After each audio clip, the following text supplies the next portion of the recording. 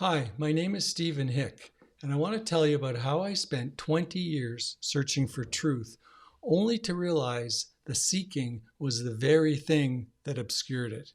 If you can learn from my wrong turns that I took in my journey, this talk might change how you see your entire spiritual path. And if you find it helpful, please hit the like button and subscribe. I really appreciate it. For more than 20 years, I wandered the world with one question burning in my heart. What is the truth? Not just intellectual truth or philosophical speculation, but something real, something I could feel in my bones, something that would end the sense of restlessness and of the unworthiness that really seemed to follow me no matter where I went. So I went everywhere. I sat in ashrams in India, meditated with Zen monks, attended countless insight meditation retreats, chanted with Tibetan monks, participated in sweat lodges, worked as a Christian worker. I practiced in Zen temples, Sufi gatherings, prayed in cathedrals, mosques. I spent years immersed in different spiritual traditions. Everywhere I went, people spoke of awakening, of enlightenment, of liberation, and I wanted it. I wanted to end the suffering, to end the confusion, to have the clarity of knowing.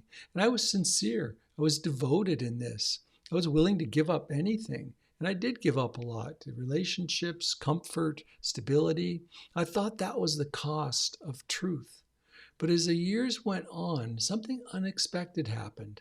Instead of feeling closer to the truth, I felt further away. Now check in on this for yourself. The more I sought, the more I read, the more I meditated, the more practices I took on, the more refined and subtle my questions became, so did my confusion.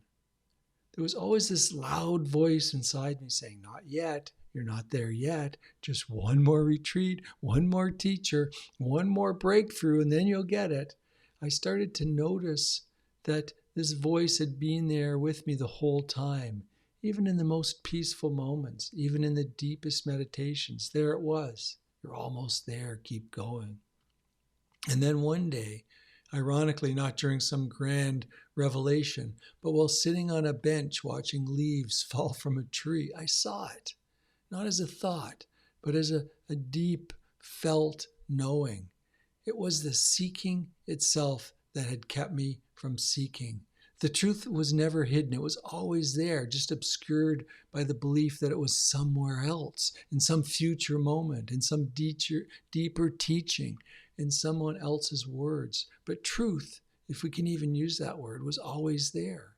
Not in my mind's idea of what it should look like, not in a particular state of consciousness or in a dramatic experience, but in just this, in what is, in the silence, in the wordless presence that's always there, long before seeking ever begins. What struck me the most was the simplicity of it. I had been searching for something like searching for your glasses while you're wearing them, or searching for a gem all over the world when it's in your pocket. Now, the decades I spent searching weren't wasted. Each path showed me something. They stripped away something. But ultimately, they all pointed back to this. Stop.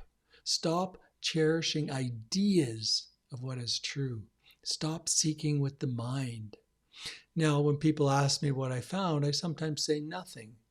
And I mean that in the most beautiful way, not an empty nothing, not a void, but a spacious, open, peaceful nothing, a nothing that holds everything, a nothing that no longer needs to seek.